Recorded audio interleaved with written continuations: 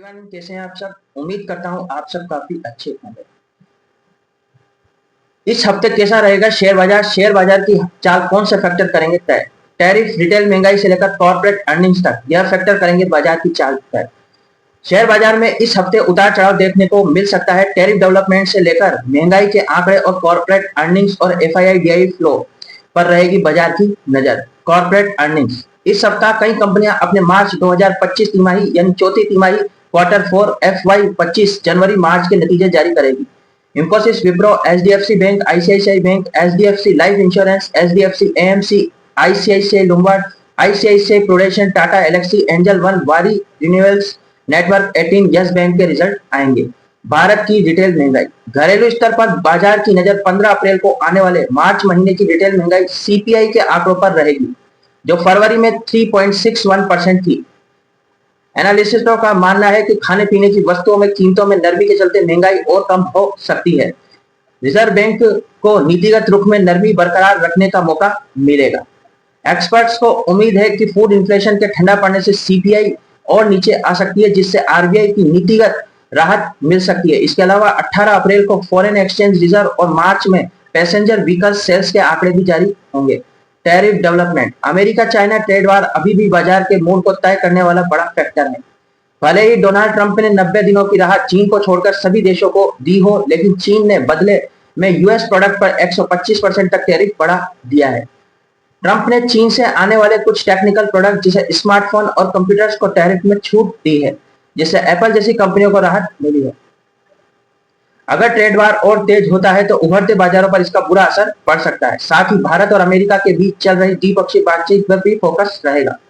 Federal reserve bank के chairman जोरेम Powell की speech 16 अप्रैल को फेडरल रिजर्व बैंक के चेयरमैन जोरेम पॉवेल की स्पीच होगी, जिसमें वे मॉनेटरिंग पॉलिसी पर आगे की रणनीति के संकेत दे सकते हैं।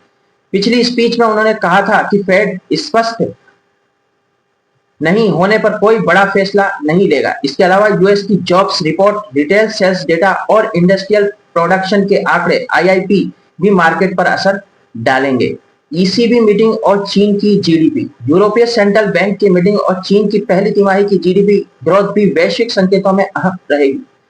उम्मीद है कि ECB deposit rate 25 basis point घटकर 2.25% कर सकता है। ऑयल प्राइसेस, क्रूड ऑयल की कीमतें की चाल भी बाजार पर नजर रहेगी। बीते हफ्ते ब्रेडपॉइंट फ्यूचर्स करीब 4 साल के निचले स्तर पर गिरते हुए आ चुका है। 1.25% की गिरावट के साथ $64.76 प्रति बैरल पर बंद हुआ। भारत जैसे तेल इंपोर्टर देशों के लिए यह अच्छी खबर है, क्योंकि इससे कंपनियों की लागत को सरकार का राजकोषीय घाटा दोनों कम हो सकता है। अब निगाहें 5 मई को होने वाली ओपीईसी मीटिंग पर होगी, जो क्रूड ऑयल की सप्लाई को लेकर बड़ा संकेत दे सकती है। FII DII flow, foreign institutional investor यानी एफआईआई इस महीने अब तक नेट सेलर बने हुए हैं। एफआईआई अब तक 34,641.79 करोड़ रुपए के शेयर बेच चुके हैं। इसकी बड़ी वजह ट्रंप की टैरिफ पॉलिसी है। अगर एफआईआई का यह रुझान जारी रहा तो बाजार की तेजी सीमित रह सकती है। हालांकि डोमेस्टिक इंस्टीट्यूशनल इन्वेस्टर डीआईआईज ने इस कमजोरी को काफी हद तक बैलेंस किया है और 27,588.18 करोड़ रुपए के शेयर खरीदे हैं। पिछले हफ्ते सेक्सेंस 207 अंक गिरा था।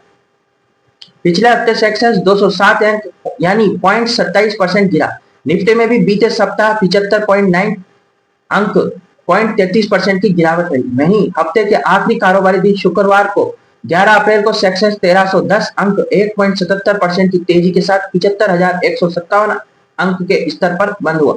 निफ्टी भी 429 अंकों की तेजी के साथ 22,829 के स्तर पर पहुंच गया। इसी तरह की एजुकेशनल वीडियोस के लिए हमारे चैनल को सब्सक्राइब कीजिए, वीडियो को लाइक कीजिए और फीडबैक के रूप में कमेंट्स को नोट कीजिए। Happy investing, thank you.